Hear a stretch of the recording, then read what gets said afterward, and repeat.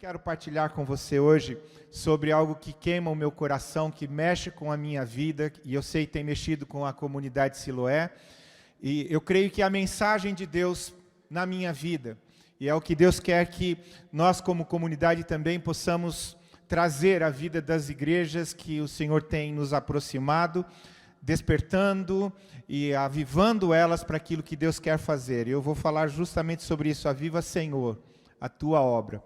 Eu queria ler com você em Abacuque 3, de 1 a 6. Abacuque 3, de 1 a 6, o profeta.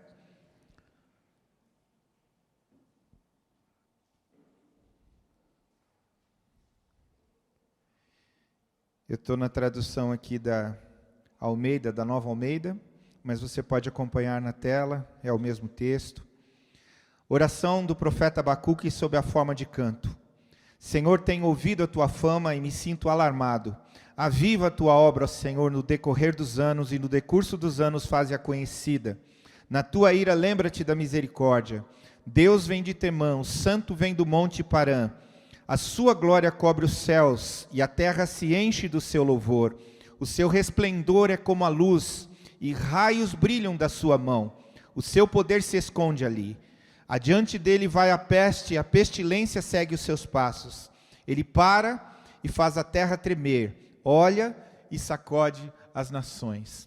Queria que você, comigo, por um momento só se colocasse diante de Deus. Vamos orar, pedir que Ele ministre mesmo o nosso coração mais uma vez.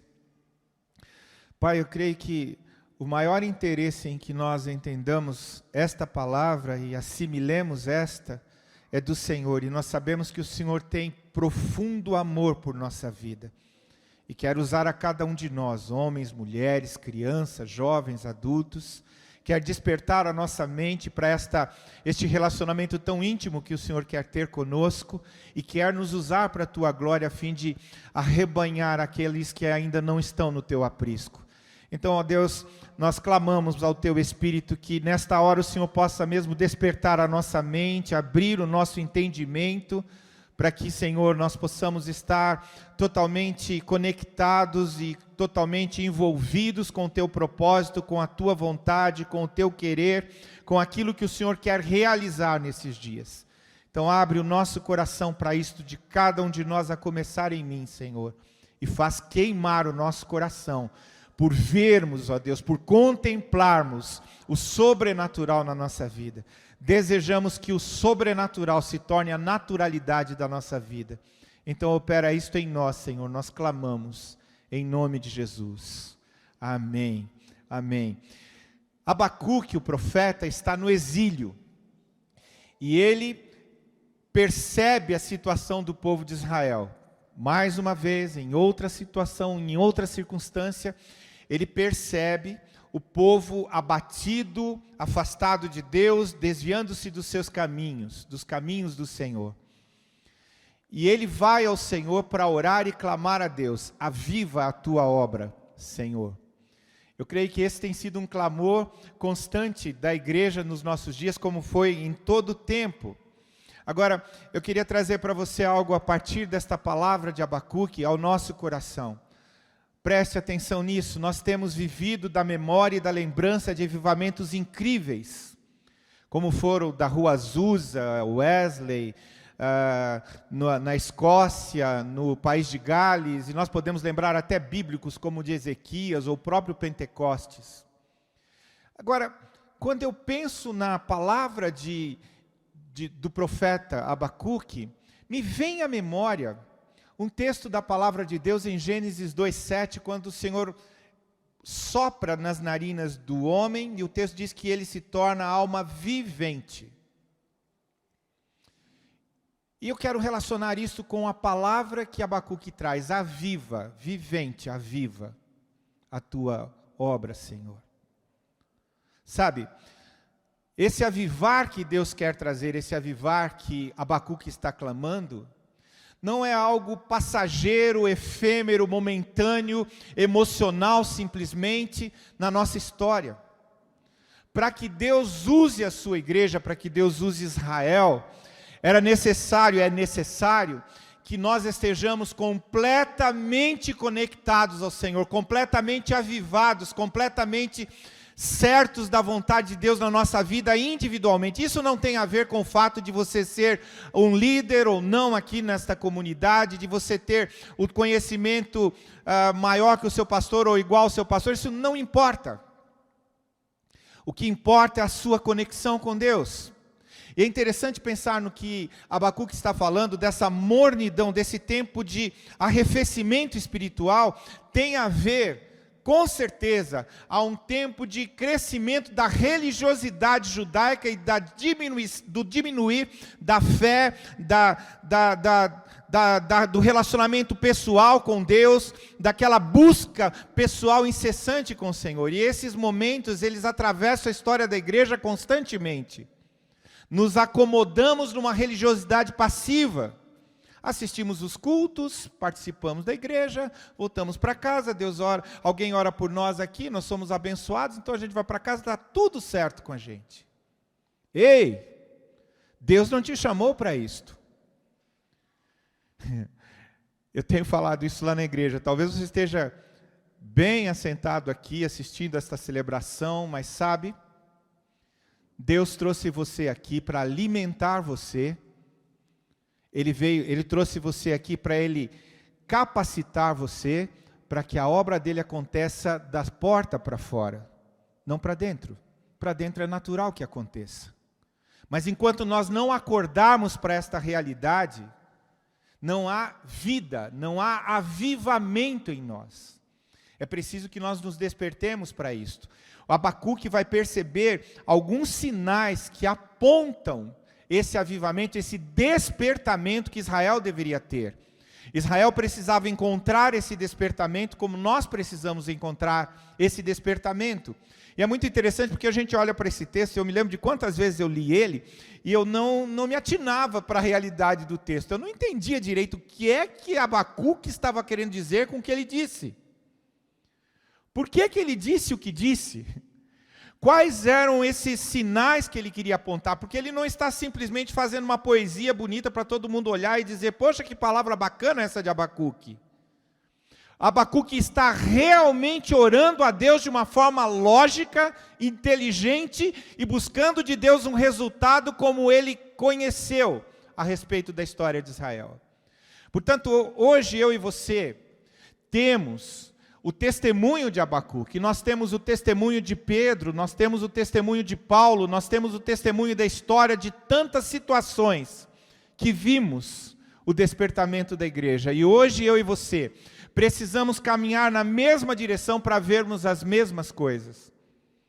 É interessante, no versículo 3, o texto começa dizendo que Deus vem de Temã. E quando você olha para o texto, simplesmente Deus vem de Temã? Tá, mas o que isso tem a ver? Por que será que Abacuque orou, vem de Temã, Deus? Temã e Parã eram norte do Sinai. Já começou a lembrar de alguma coisa, não é? Naquele monte, Deus trouxe a lei a Moisés. Aquele monte é um sinal para Israel da saída do Egito e a convicção de que entrariam na terra prometida. Esse monte tem para a vida de um judeu, de um israelita, muitos sinais que evocam o fazer, o realizar de Deus. Deus faz, Deus fez, Deus aconteceu. Quantas coisas que Deus fez, milagres. Havia o Mar Vermelho, mas eles atravessaram a seco. Eles entraram agora, estão em direção a Jordão. Como que vai ser? Moisés não está mais aqui, mas Deus abre o Jordão com Josué, eles entram, mas agora tem Jericó, como nós vamos vencer? Você se lembra do que aconteceu? É sobre isso que Abacuque está falando. E o primeiro sinal, então, que eu quero trazer a você nesta noite, de avivamento, que Abacuque está clamando aconteça nos dias dele, e eu e você precisamos clamar aconteça nos nossos dias, é que o Deus que fez ontem, pode fazer hoje. O Deus que fez ontem, pode fazer hoje. Você pode repetir isso comigo? O Deus que fez ontem, pode fazer hoje. Diz para o teu irmão do lado, ele fez, ele vai fazer novamente. Não há nada de novo nisso. Esse nosso Deus faz novas todas as coisas, mas Ele faz sempre o milagre, Ele sempre realiza o sobrenatural. Mas eu e você precisamos crer. E olha, eu quero dizer para você, a cura de uma enfermidade, ou outro sinal e maravilha que eu e você possamos ter é tremendo, é maravilhoso, mas eu quero ver aquilo que vai para além disto. E eu creio que nós precisamos crer naquilo que vai além disto. O sobrenatural vai para muito além disto. Eu me lembro de um garoto na nossa comunidade, adolescente, ele estava lá no grupo dos Adolas, estavam os líderes dele, não havia nenhum dos líderes da igreja, só os líderes dos Adolas, e uma menina com a perna mais curta, um problema no joelho, entrou, era a primeira vez que ela entrava ali, naquele ambiente. Então o Joãozinho olhou para ela e pensou, eu preciso falar de Jesus para ela. E logo se aproximou dela, falou, olha, Jesus ama você, e eu estou falando de um adolescente. Ele falou para ela, você quer receber Jesus? Ah, eu quero. E ele orou por ela. E depois ele fez uma pergunta para ela, escuta, eu falei de Jesus, você entregou sua vida a Jesus, você crê que Deus pode curar você? Ela disse, eu creio. Então vamos orar por isso. Ele chamou algumas meninas para que colocassem a mão no joelho dela e na perna delas. As crianças se aproximaram, os adolescentes, e ele começou a orar. E os adolescentes presenciaram junto com os líderes os ossos, os nervos, se movendo no joelho dela, a perna voltando à posição. Glória a Deus, que coisa tremenda, não é? Mas não terminou aí. Ela foi para a casa dela. E os pais viram o que aconteceu. Eles viram a filha ir mancando para a igreja e voltar restaurada para casa. Aí o milagre começa a acontecer. Seus pais vão para a igreja, pelo testemunho dela. Seus pais vão para um grupo pequeno, seus pais são batizados, seus pais estão na igreja. Avivamento, milagres, tem motivos, tem intenções de Deus no coração. Não é simplesmente para satisfazer as minhas vontades pessoais, mas tem a ver com a glória de Deus. Então, e Ele fez ontem, Ele faz hoje. Uma das coisas que queima o meu coração quando eu olho a história do avivamento, na igreja eles já estão até cansados de me ouvir quanto a isso. Eu amo falar sobre o avivamento em Wesley, eu acho tremendo o que aconteceu ali. A Inglaterra foi invadida e marcada na sua história por 2 ou 3 homens que começaram a orar a Deus, não é? Whitefield, Wesley, Carlos e John Wesley. Eles começaram a orar pela Inglaterra e pedindo a Deus um derramamento sobre a Inglaterra. E isso alterou completamente toda a condição da Inglaterra. E não só a questão espiritual, mas diversas outras situações foram afetadas, desde a Câmara Comum, as minas de carvão, a forma como as pessoas trabalhavam, o movimento escravagista vai acabar depois com Wilberforce, que era alguém que foi impressionado pelo avivamento wesleyano. E é interessante como isso afetou a sociedade. Não sei se você tem conhecimento disso, mas havia algumas cidades na Inglaterra, e para quem conhece um pouco de cultura inglesa, que simplesmente todos os pubs, todos os bares foram fechados, porque não tinha quem bebesse bebida alcoólica. E não porque se proclamasse não pode beber bebida alcoólica, isso tem a ver com avivamento, com vencimento espiritual. Sabe, eu estou sedento, e eu quero dizer para você que o seu Deus está sedento de ver entre nós isso acontecer. Nesses dias, você crê que Deus pode fazer o mesmo hoje? Então você precisa participar disso como Abacuque, como eu estamos clamando a Deus. Derrama. Márcio e Naine viram lá na nossa comunidade, na sala de oração, nós temos uma foto de um morro da cidade. Deus me deu uma visão de que descia a glória dele e invadia toda a cidade. A primeira vez que eu vi isso, eu fiquei tão encantado com aquilo. Falei, meu, que coisa tremenda. Eu contei para a Nana e tal. Daí uma outra vez Deus mostra e fala isso, porque eu fiquei aquela coisa assim, bem na viagem astral, assim, aquela coisa, né? A glória de Deus descendo, coisa maravilhosa. Mas Deus continuou isso no meu coração. E aí Ele vem uma segunda vez e mostra para mim, Evaldo, eu estou falando da minha igreja. Oh, a comunidade Siloé, Senhor, que coisa maravilhosa. Não parou aí, continuou. Eu estou falando da minha igreja na cidade. Toda a igreja, invadindo a cidade e alcançando a cidade para Jesus. Há 2 ou 3 anos atrás nós tivemos uma conferência que era justamente esse nome, invasão. Isso tem tomado conta do nosso coração e tem queimado o coração de muitos pastores na cidade, porque temos crido que Deus quer alcançar Joinville, quer alcançar Santa Catarina, quer alcançar o sul do país. Eu tenho profetizado, especialmente dentro da condição nossa no nosso país. Não sei se você conhece isso, mas as pessoas dizem no Nordeste, no Norte e no Sudeste, que o povo do Sul é o povo frio no nosso país. Pois eu quero dizer que a frieza do Sul vai fazer queimar o Norte, o Sul, vai queimar o Sudeste, vai queimar o Nordeste, vai queimar o Centro-Oeste em nome de Jesus. Deus está ateando um fogo a partir de nós, gente, para queimar o nosso país. Você crê nisso? Você toma posse disso em nome de Jesus? Deus está trazendo isso sobre você.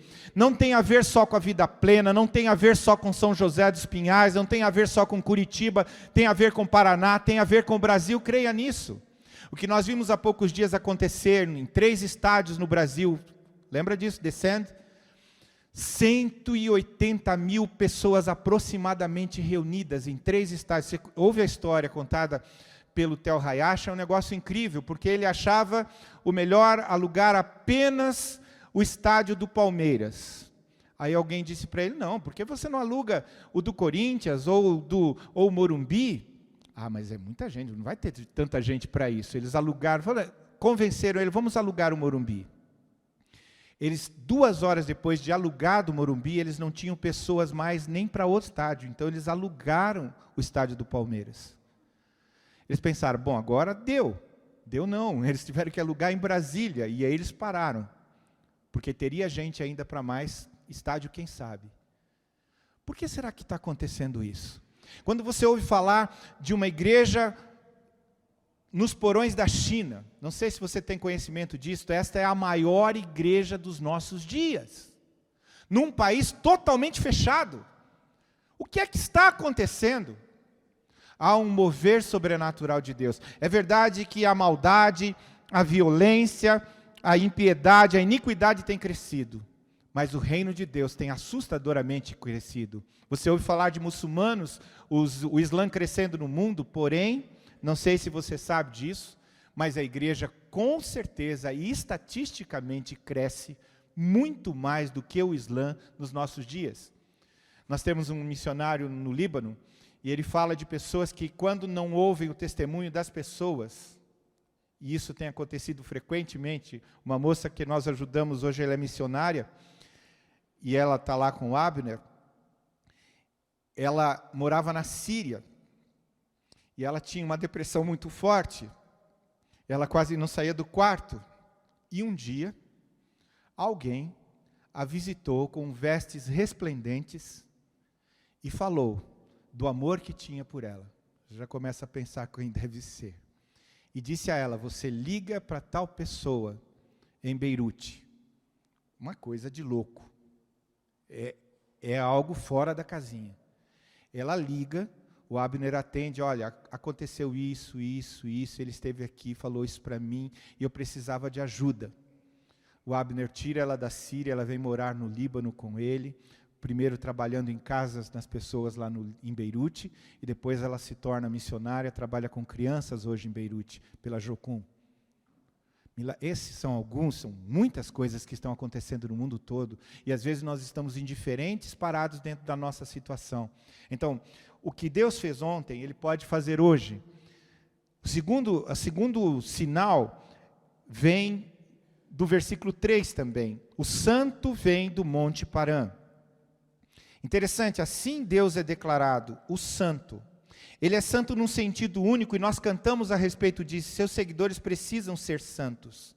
Isso tem a ver com separação. Quando Abacuque clama a respeito desse avivamento que precisa acontecer, ele fala de Deus que é santo, e que consequentemente precisa trazer sobre nós o mesmo DNA de santidade que é necessário para esse avivamento acontecer.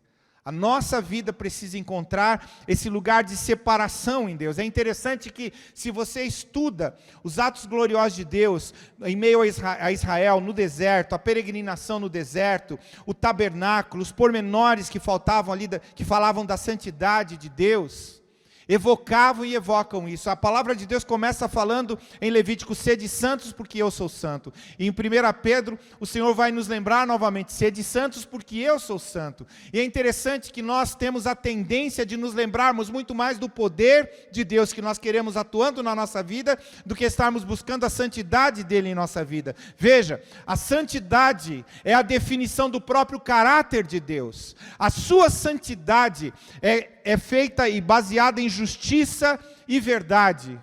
Essa santidade é que vai trazer pelo seu amor a graça de Deus sobre nós. Mas é a santidade de Deus. Esse é o aspecto mais definido do caráter de Deus, que precisa ser encontrado em mim e em você. E quando nós falamos de santidade, eu não preciso falar muito, você também não precisa pensar muito. Nós sabemos os caminhos da santidade. Nós sabemos os caminhos da separação para Deus. Santidade aqui tem a ver com separar-se para. Deus estava separado, você se lembra, porque as pessoas não deveriam chegar no Sinai. Eles deveriam estar separados por causa da glória de Deus que se manifestava ali no Sinai. Separado. Quando Deus quer usar um povo para proclamar a sua salvação ao mundo, Ele separa esse povo. Quando ele quer anunciar agora ao mundo, através da sua igreja, Ele separa um povo. Separados do mundo. Estamos, mas não somos do mundo. E isso tem a ver com a minha vida pessoal, com a sua vida pessoal, com a nossa intimidade, no sentido de viver essa santidade que Deus espera encontrar em nós, em mim e em você. Sabe, essa geração no mundo geme pela manifestação dos filhos de Deus. Como os filhos de Deus vão se manifestar? Vão se manifestar apresentando o caráter de Deus, o caráter do Senhor. Mas não é só o que Ele fez ontem, Ele pode fazer hoje, não é só a santidade que é manifesta, mas a sua glória é manifesta. No versículo 3 ainda se diz: a sua glória cobre os céus. A sua glória cobre os céus. A igreja, no presente, eu e você como igreja de Jesus, somos a habitação de Deus. Você tem entendimento sobre isto? Deus habita em nós através do Espírito Santo. Se Deus habita em nós através do Espírito Santo, a sua glória com certeza habita sobre nós. E é esta glória que eu e você precisamos estar carregando por onde nós vamos. A manifestação da glória de Deus precisa acontecer por onde nós vamos. Toda essa manifestação sublime da presença de Deus precisa ser percebida por onde nós formos, onde nós estivermos. Isto precisa ser percebido, precisa ser sentido pelas pessoas. A palavra de Deus diz em Efésios 5:27 que o desejo do coração de Jesus é apresentar a si mesmo a igreja como gloriosa, sem mancha, nem ruga, nem coisa semelhante, porém santa e sem defeito. Ou seja, carregando a glória de Deus por onde nós vamos. Isso não tem a ver com carregar o nome de uma igreja local, não tem a ver com carregar o nome de um pastor, de um líder, mas carregar a glória de Deus, ser percebido no mundo pela glória de Deus. Você tem sido percebido no seu serviço, no seu trabalho, na sua escola, como alguém que ama a Jesus? As pessoas percebem quem você é, elas sabem quem você é, ou você é um agente secreto de Deus? Eu me lembro de quantas pessoas que, alguns vêm falar para mim na comunidade de definição, dizendo: ah, pastor, aquele fulano é da sua igreja? Ah, ele é um membro lá da comunidade, ele frequenta a nossa... Não parece, pastor. Eu já ouvi algumas vezes isto. Eu não quero ser rude com você, mas preciso ser claro com você. Como será que as pessoas veem você? Como será que um incrédulo vê você? Isto porque, sem dúvida alguma, você precisa carregar a santidade de Deus. Se você é filho de Deus, você necessariamente tem esse DNA. E se você carrega a santidade de Deus, com certeza a glória dele acompanha. A glória dele é manifesta. Mas não para aí, o texto diz ainda: a terra se enche do seu louvor, versículo 3. E quando a gente pensa em louvor, imediatamente nós pensamos em canções, em músicas, e isso é muito bom. Eu também gosto muito disso, tenho incentivado, encorajado o povo lá na igreja a compor. Aliás, essa coisa do espontâneo é tremendo, e ele contempla os nossos dias, eu creio que contempla um despertamento. Esse momento de você cantar, eu tenho falado para os meus músicos lá, né? Gente, nós precisamos começar a cantar as nossas canções. Gosto da Bethel, demais, da Hillsong, mas eu quero cantar o que Deus está fazendo entre nós. E eu profetizo, Deus vai fazer isso aqui entre vocês. Deus quer trazer a vocês as canções das suas experiências, as canções do que você tem vivido em Deus. Sabe, o grande risco de às vezes nós estarmos cantando só as canções dos outros, é que nós não temos canções para cantar, nós não temos experiências para cantar. Mas não é sobre isso que eu quero falar. A terra se enche do seu louvor. Tem a ver com a manifestação desta glória de Deus em nosso meio, nas nossas celebrações, na nossa reunião, nas nossas celebrações solenes. Uma das coisas que Deus tem mexido muito com o meu coração, eu posso partilhar isso com você, eu sou tataraneto de presbiterianos, de parte de mãe e de pai. Se você conhece presbiteriano, você já vai tirar alguma conclusão, já tem uma foto, né? Como é que é um presbiteriano? Sabe, Deus tem mudado a história da minha vida de uma forma assustadora. Assustadora. E me feito ver coisas que eu não conseguia enxergar. Mas Ele teve que ir quebrando em mim, e eu tive que ceder isso a Deus. Já me lembro de algumas situações, como eu preparar uma mensagem, tão bonitinha, né? Lá a gente tem até algumas situações em que a gente traz o esboço para as pessoas impresso, aí você tem a mídia com acompanhamento e tal. Aí você vai pregar, Deus diz para você: não, você não vai falar isso. Como assim, Senhor? Está tão bonito, tão bem feito, eu orei tanto, pedi tanto para o Senhor falar, agora eu não vou falar isso, o que eu vou falar? Você vai falar o que eu quero que você fale. Mas o que o Senhor quer que eu fale? Espere. E o culto rolando na cabeça de um presbiteriano, isso é muito, de um ex-presbiteriano, né, muito complicado. Mas você obedece a Deus, vai e traz a palavra que Deus trouxe. Termina a celebração, as pessoas: meu Deus, pastor, que palavra. Como que pode um negócio desse? Deus está falando e tal. Eu falei: eu estou falando para você que é o começo da história. Já mais recente, nós estávamos numa celebração da manhã, adorando a Deus, louvando ao Senhor. Deus ministra o meu coração, o pessoal estava no louvor, não tinha palavra ainda. Deus falou: sobe lá e traz oração ao povo, traz o povo a clamar, chama o povo à adoração. Isto era 10h30, 10h40 da manhã. O culto começa às 10 horas da manhã, termina por volta do meio-dia. E à noite nós temos outro culto.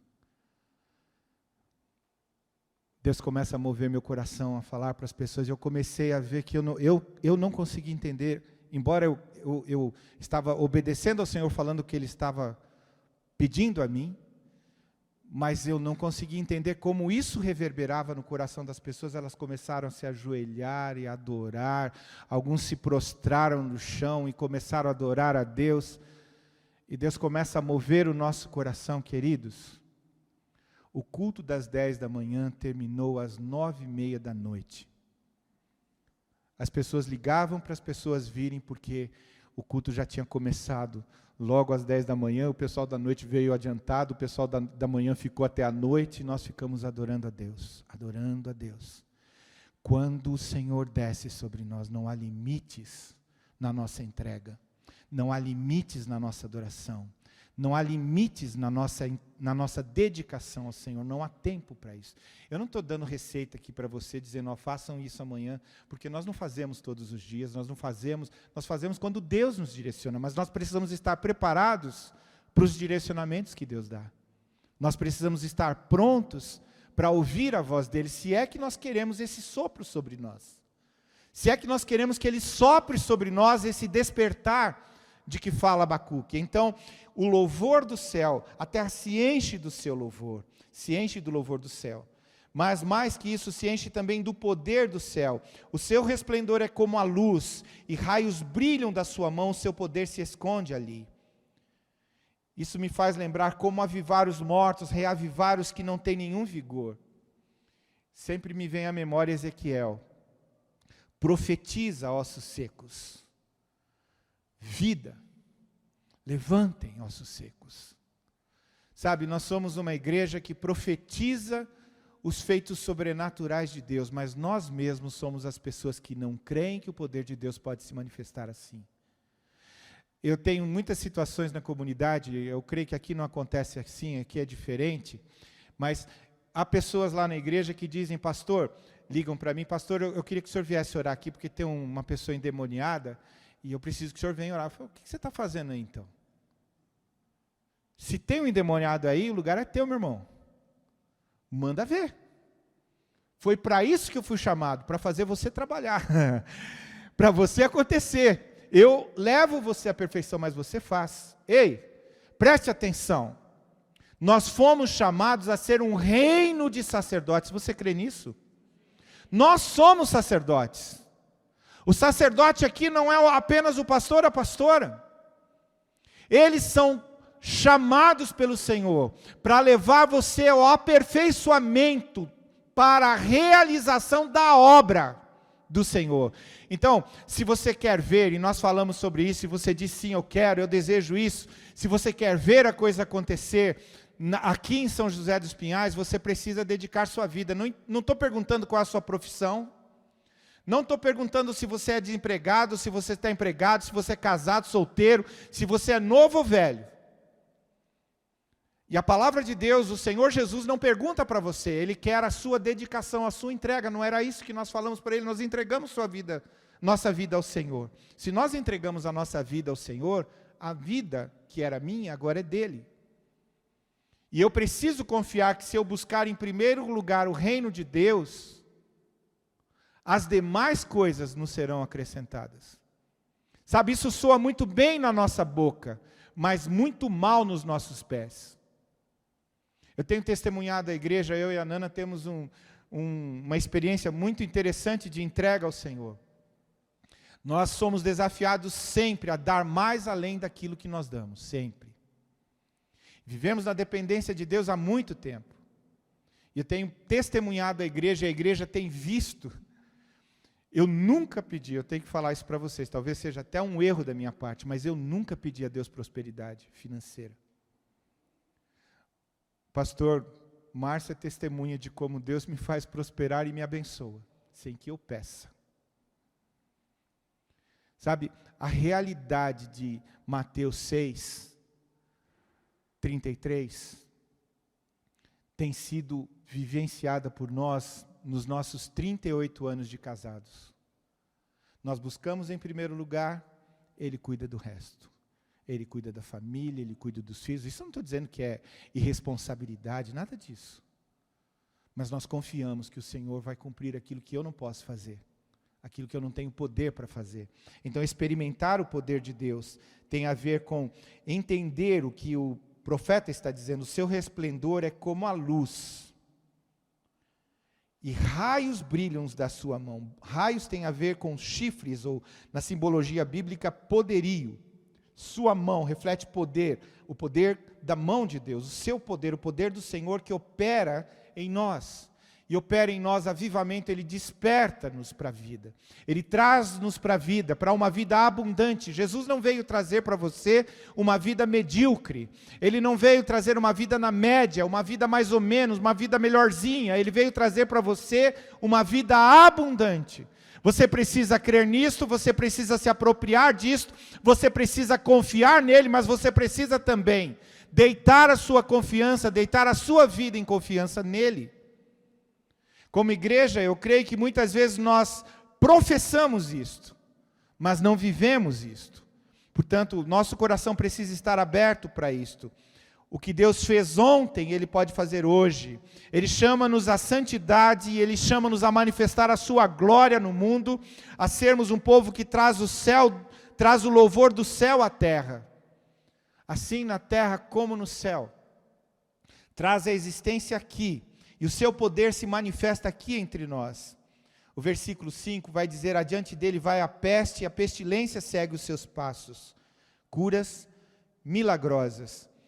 Creio que de verdade, queridos, o avivamento, ele acontece em meio a milagres, e a igreja precisa crer nisso, e é isso que eu estava falando para você, de ser um sacerdote, confiar nisso. Joãozinho, que eu citei aqui para você, deve ter 14 anos, e isso ele fez há 1 ano atrás, ele tem 14 anos, há muitas outras crianças lá entre nós, e alguns adolescentes, e teens, e adultos também, que simplesmente resolveram crer.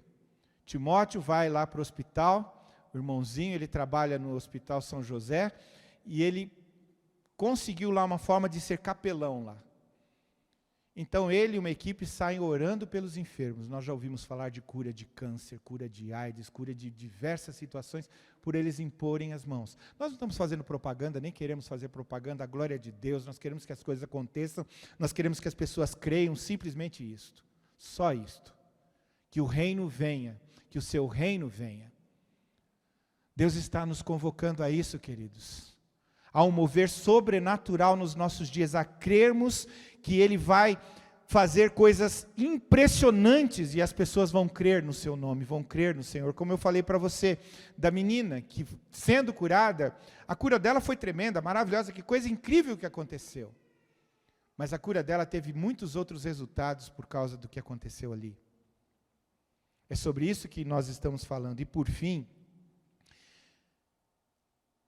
o que Deus fez ontem, Ele pode fazer hoje.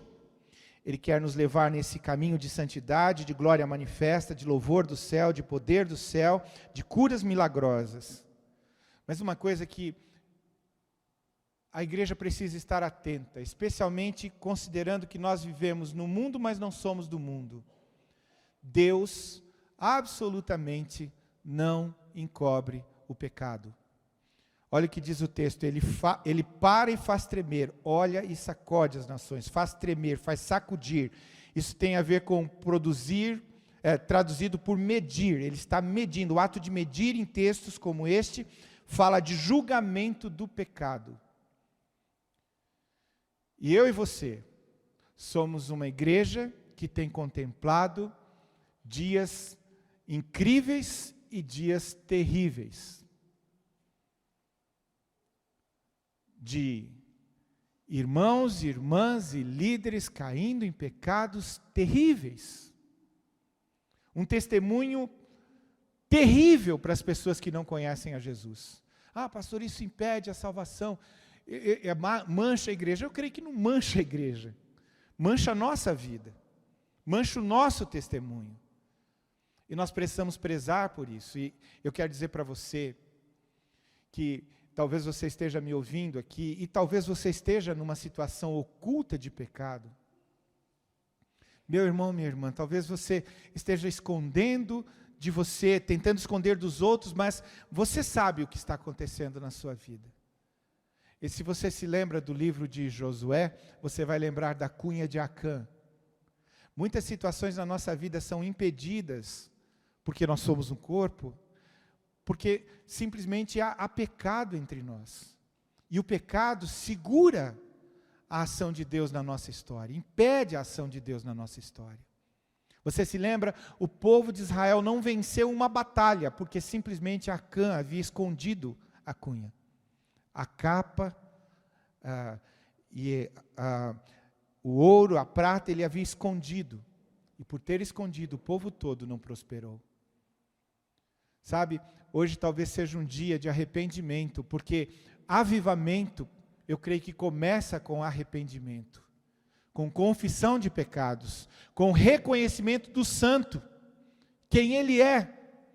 Isso me faz lembrar muito Isaías, diante do Senhor. Você se lembra a cena mais incrível da palavra de Deus.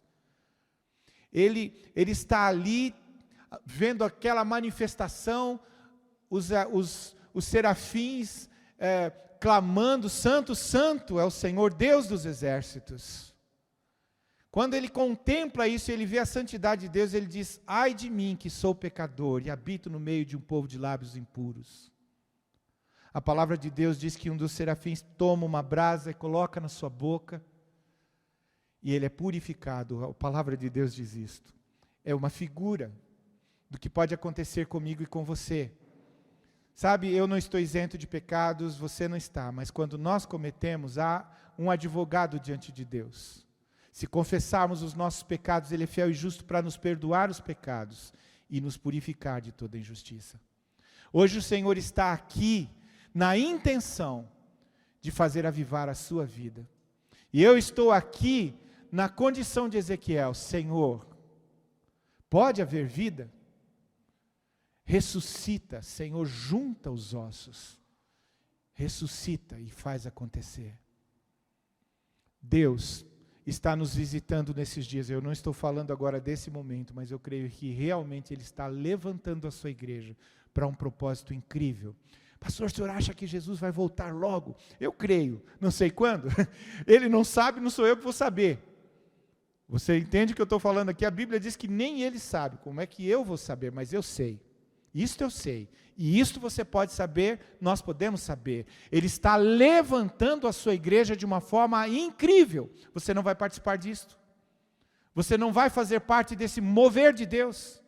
Deus está convocando a sua igreja para isto nesta noite. A sua igreja aqui, para o mover sobrenatural de Deus. Você quer ver o sobrenatural de Deus? Uma das coisas mais colocadas diante do altar do Senhor por mim é: Senhor, eu quero que o seu sobrenatural se torne a minha naturalidade. Eu quero ver isso natural na minha vida. Eu quero orar por pessoas aqui que creem que o que Ele fez ontem, Ele pode fazer hoje.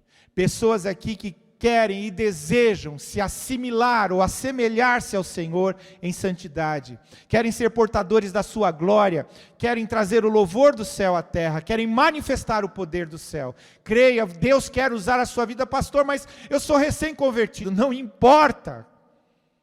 Você nasceu de novo, o Espírito Santo habita em você, você quer mais poder do que isso? É todo o poder, é a presença de Deus na sua vida, para que você possa quebrar tudo por onde você passar, com a graça de Deus, com o poder de Deus em sua vida. E por fim, curas milagrosas, e a santidade acontecendo a partir de uma busca de confissão de pecados, de arrependimento, de deixar para viver o novo de Deus. Eu quero orar por pessoas que desejam se colocar diante de Deus e dizer: Senhor, eu sou esta pessoa. Eu quero concluir me lembrando de uma cena nos Estados Unidos, há muitos anos atrás, numa fazenda, numa igrejinha da fazenda, um pregador caipira que passava pelas cidades pregando, convidaram ele para pregar naquela igrejinha. E ele começou a falar do poder de Deus e do que Deus poderia fazer entre as nações. E ele disse: há alguém aqui que crê que Deus pode fazer isto? E um garoto de 14 anos se levanta e ergue: eu sou essa pessoa. O nome desse garoto é Billy Graham. Sabe, quando eu ouço o que Deus fez com Wesley, quando eu ouço o que Deus fez com Billy Graham, eu estou dizendo para Deus: Senhor, o Senhor fez com ele, faz comigo também. Faz comigo também. Eles não são prediletos diante do teu altar. Então usa a minha vida, Jesus. Toma a minha vida diante do teu altar. Quem são as pessoas que se dispõem a isso, a se entregar mesmo, para um trabalhar de Deus, para um mover de Deus? Quem sabe o último mover de Deus na história? Quem são essas pessoas? Eu quero orar por essas pessoas. Sai do seu lugar correndo, vem aqui. Eu quero orar por você.